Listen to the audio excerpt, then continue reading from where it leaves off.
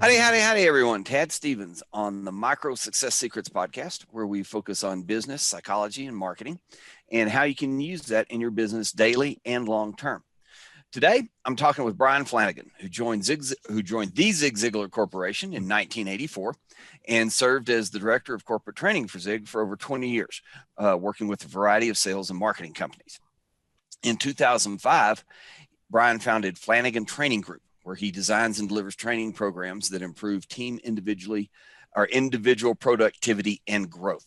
He understands the corporate marketplace and what it takes to achieve success in today's competitive environment while always having fun during his presentations. And so will you.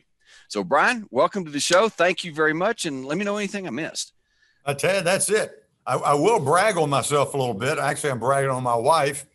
On Friday of this week, November 13th, Friday the 13th to the day, we celebrate our 50th wedding anniversary.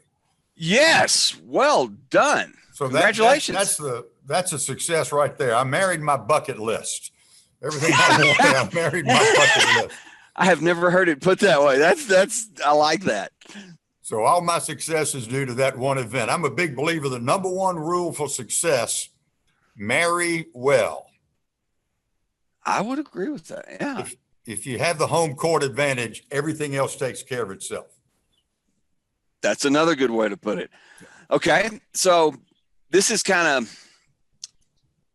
related to that, I guess, to start with, is if you could go back in time and you could change one decision, business, life, combination of both, whatever.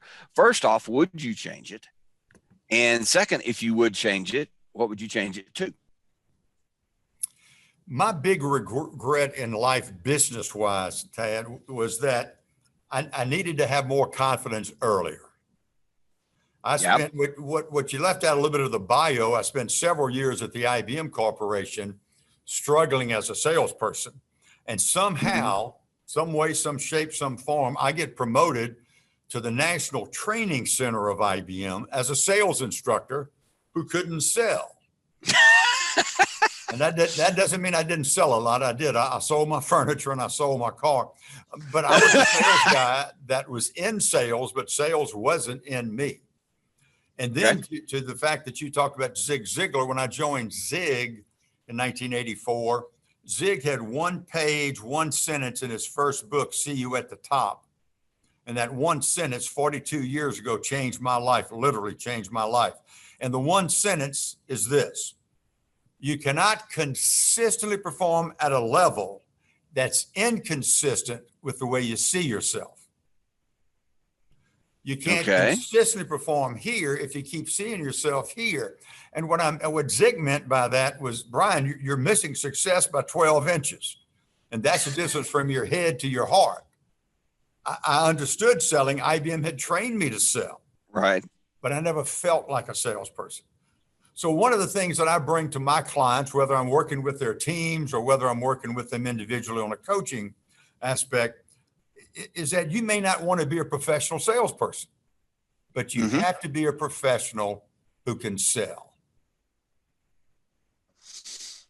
And I like that. That trends into all businesses. If you're an owner, if you're an entrepreneur, you love to get the stuff going. I mean, the technician side of you created it, but now you got to go out and sell it. And when you've got your sales hat on for 2 hours a day or 6 hours a week, you better bring your A game. Yeah. So what I found out was that other people like me wanted to be successful. They were struggling and not everything was falling into place. So that's the aspect I bring to my clients. You know, related to that, or at least I think it's related to that, is, what you say, everybody should really, really take to heart, pun intended, is that you got to believe in what you're doing. You got to believe in yourself. You got to believe in what you're doing. And the best analogy, or the best example, I guess, that I've seen personally is people that sell for nonprofits, people that raise money, people that do that. You know, they're not pulling down 8-9 figures. You know, they're not selling, huge deals, but they do sell. They do raise a ton of money, and they do it because they love it. And I think that's the key. That's what makes them so good. Right. Is that they are fully committed and believe in what they're doing. They're vested. Yeah, that's exactly right. They're all in. And I wanted to be successful. I thought selling was the ideal job for me because it allowed me to do the things I really had passions for. I'd rather be around people than products or finance. Yeah. I'd rather be on a moving day-to-day routine than stuck somewhere. So all of it appealed to me, but again, it just, all the tumblers didn't fall into place. And what I find is a lot of people are trying to sell before they're trained to sell. Yeah. And yes, and I was one of those. Well, yeah, sure. A lot of us are. And I was lucky. I was blessed that I got a hold of IBM and they put me through some training intellectually. That was great. But when Zig touched my heart and allowed me to raise my deserve level. So when you ask what regret, I wish I'd have raised that deserve level earlier in my career. Okay. That makes sense. And I honestly hear that quite a bit on the show is people that are doing what you're doing. They love what they're doing. They're vested, as you said, in what they're doing. They just wish they had done it earlier. Yeah. So you've kind of already answered this. So I'm going to ask you to maybe look for another one. What is one business or life decision that worked out super positive? And you kind of relayed that to us in the beginning, but it's more, well, you can use that one, but you can use whatever you want, but it's one of those decisions where you look at everything and you can look at your life and you can say, oh, I remember everything before that. And I remember everything after that. Well, I mean, it's one of those, dividing lines. The biggest thing for me was I started learning my profession. And what happened there was kind of twofold, if you will. Once I began to learn my profession, I began to respect my profession. Okay. Because as I said, I was in sales for 6 years before sales was in me.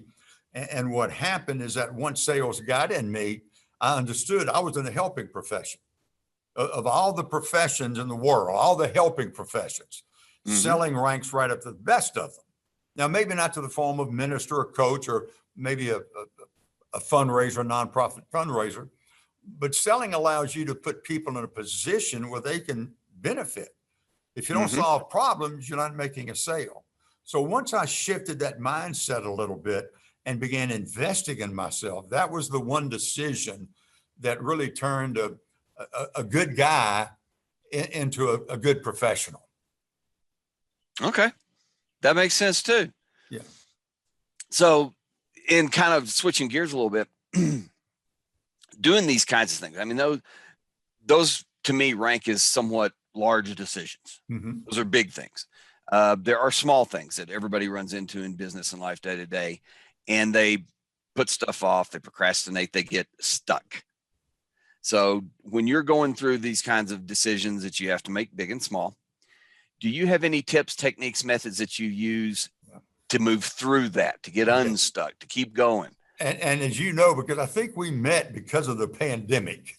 I think one of the reasons that we connected a few months ago, what happens is when you get in that plateau, when you get in that little dip, when you get into a slump, I think there are two reasons you get into the slump, and there are two ways to get out of the slump. Number one reason you and I get in a slump is we've lost our basics. What brought us to the game. We stopped doing the basics. That's great. Yeah. And when we stop doing the basics, now we're scrambling. Every day we create something new rather than having a routine that's tried and true.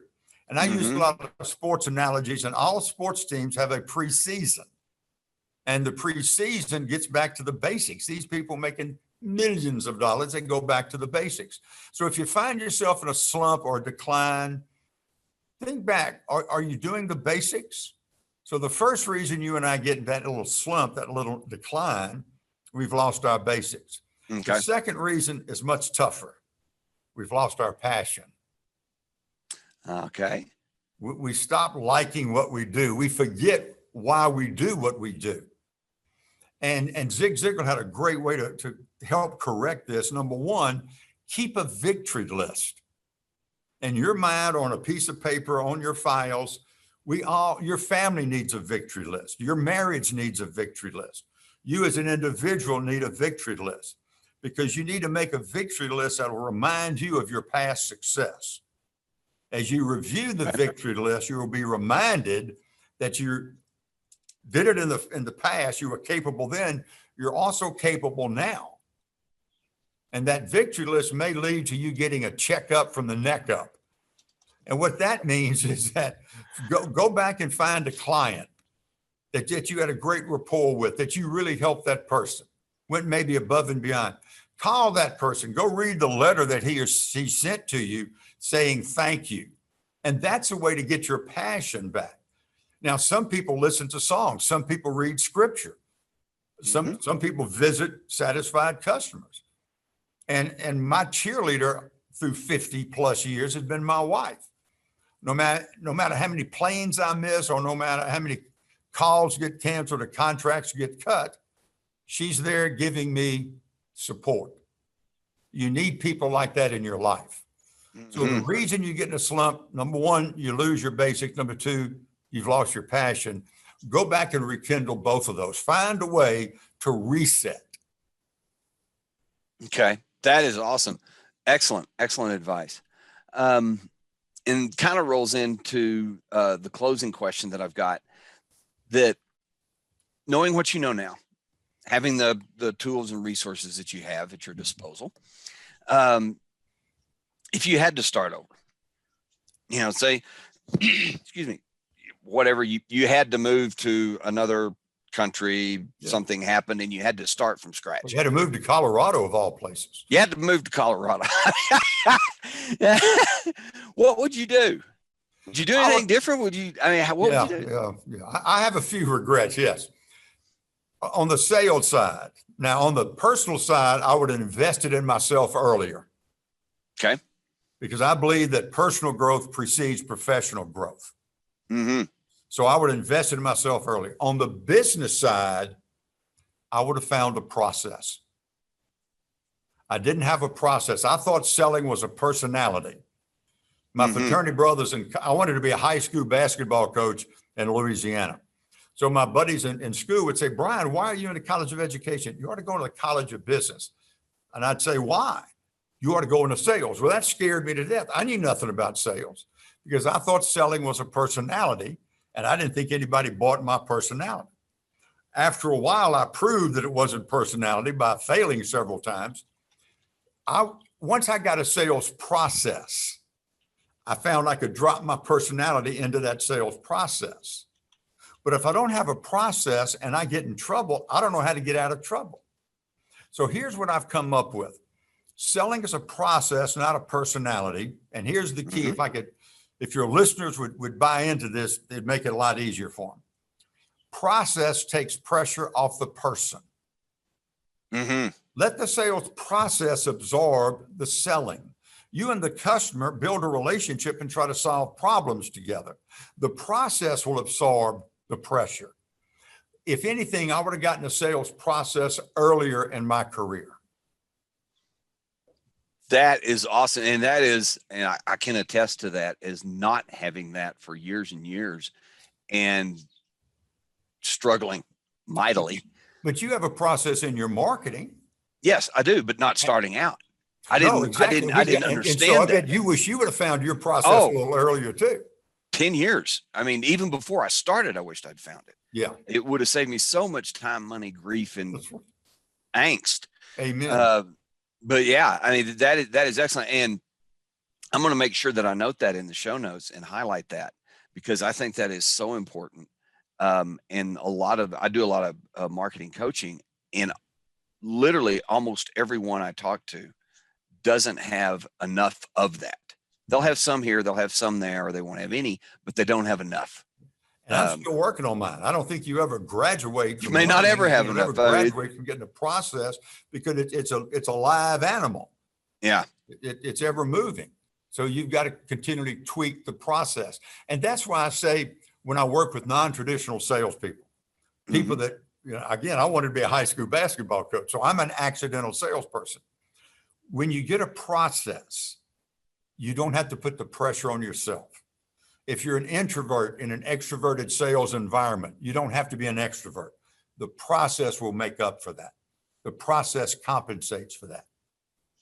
And for folks that don't like selling, or don't think they like selling, or they haven't been exposed to it, that is huge.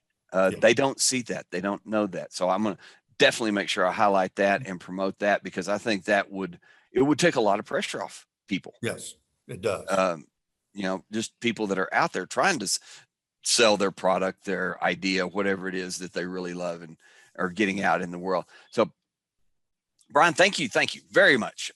Excellent interview, excellent share today. Well, you made it easy. Thank you. Well, I work at it. It's a process. I'm getting better. Is there anything you'd like to close with? Anything that you could offer the listeners and the viewers that might benefit them? Yeah, a couple of things. First of all, your sales team is not your entire company, but your entire company is your sales team, because there's not one person that can't cost you a sale. Mm-hmm. And we get this all the time. I'd hate to train my people and lose them, which means we would rather not train them and keep them. I've never heard it put that way. So be aware of that. So once again, we talk about people trying to sell before they're trained to sell. And sometimes that's not the best way to do it. But I'll hopefully this will be an encouragement to you and your listeners, because it's always encouraging to me. Two things make a difference in the rest of this year into the next year. One is developing and keeping and maintaining a work ethic. Mm-hmm. My father was an old baseball player, and he raised his kids on baseball analogies. And one of the things he said, play all 9 innings. Don't take an inning off. Yep. Show up on time, show up dressed to play, go home when it's over, take care of your family. So number one, you need to develop a work ethic. Smart, hard, whatever you want to define a work ethic. And number two, which is really everybody needs this, is self-belief. Not a cockiness, but an assuredness that I'm not all that I will be, not all that I can be, but I'm a lot better than I used to be. Mm-hmm. That's the growth process I think your customers want in a company. If they're going to give you money, they want you to continue to grow. Yeah, for sure. So don't be afraid of developing a work ethic, and don't be afraid of finding a way to build confidence. Okay, outstanding. How can people get in touch with you? The best way is to write a check. Bryan Flanagan. Bryan. It's got your contact info on there, doesn't it? Yeah. Bryan at FlanaganTraining.com. Bryan, Bryan at Flanagan, FLANAGAN training.com. And my cell phone, which is always with me, is 214-505-5109. But only get in touch with me if you want to be real dangerous. Excellent. Okay. And I'll make sure that shows up in the show notes. Thank I'll you. also make sure that it's in the description wherever we post the video or audio or transcript or anything like that. So Bryan, thanks again. Really appreciate your time. Thanks everybody for listening today. Have a safe and productive week, and be the very, very best you can be at whatever you are. Until next time, this is Tad Stevens with Micro Success Secrets. Bye for now.